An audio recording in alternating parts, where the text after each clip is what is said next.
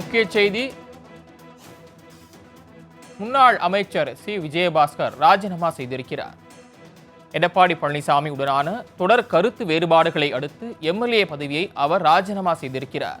கூடுதல் விவரங்களை செய்தியாளர் நந்தினி வழங்க கேட்கலாம். நந்தினி, காரணம் விவரங்களை விரிவா சொல்லுங்க. விஜயபாஸ்கர் அதிமுக பொதுச் செயலாளர் எடப்பாடி பழனிசாமி மீது கடும் அதிருப்தியில் இருந்த நிலையில் அவர் விரைவில் திமுகவில் இணைய உள்ளதாக தகவல் என்பது வெளியாகி இருக்கிறது. நடந்து முடிந்த சட்டமன்ற தேர்தலில் தமிழக வெற்றி கழகம் 108 தொகுதிகளில் வெற்றி பெற்று தனிப்பெருமையுடன் பல ஆண்டுகளாக தமிழகத்தை ஆண்ட திராவிட கட்சிகளை தோற்கடித்து ஆண்ட வரலாற்றை கட்சி படைத்திருக்கிறது. அதன் பின்னர் தமிழக அரசியலில் நாள்தோறும் பல்வேறு மாற்றங்கள் நடந்த வண்ணமே இருக்கின்றன.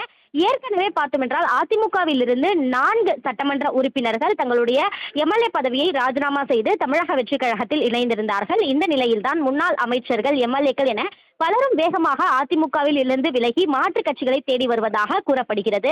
அதன்படி பார்த்தோம் என்றால் ஏற்கனவே கடம்பூர் ராஜு, MC சம்பத், உடுமலை ராதாகிருஷ்ணன், வெல்லமண்டி நடராஜன் உள்ளிட்ட பல முன்னாள் அமைச்சர்கள் மற்றும் முன்னாள் எம்எல்ஏக்கள் தமிழக வெற்றி கழகத்தில் இணைந்திருக்கிறார்கள். மதுராந்தகம் எம்எல்ஏ மரகதம் குமரவேல், பெருந்துறை எம்எல்ஏ ஜெயக்குமார் உள்ளிட்டோரும் தமிழக வெற்றி கழகத்தில் இணைந்தார்கள்.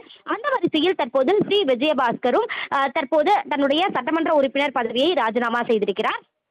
விராலிமலை தொகுதியில் போட்டியிட்டு வெற்றி பெற்றவர் விஜயபாஸ்கர் புதுக்கோட்டை மாவட்ட செயலாளர் இருந்து வருகிறார். இந்த நிலையில் தான் பார்த்தோம் என்றால் எடப்பாடி பழனிசாமி மீது கடும் அதிருப்தி ஏற்பட்ட நிலையில் தன்னுடைய சட்டமன்ற உறுப்பினர் பதவியை ராஜினாமா செய்வதற்கான கடிதத்தை இன்று சபாநாயகரை சந்தித்து வழங்கியிருக்கிறார். அவருடைய கடிதம் முறையாக உள்ளதால் அதனை தான் ஏற்றுக்கொள்வதாகவும் சட்டப்பேரவை தலைவர் JCD பிரபாகர் தற்போது அதுக்கான அதிகாரப்பூர்வ அறிவிப்பை வெளியிட்டு அதற்கான அதிகாரப்பூர்வ புகைப்படமும் வெளியிடப்பட்டுள்ளது.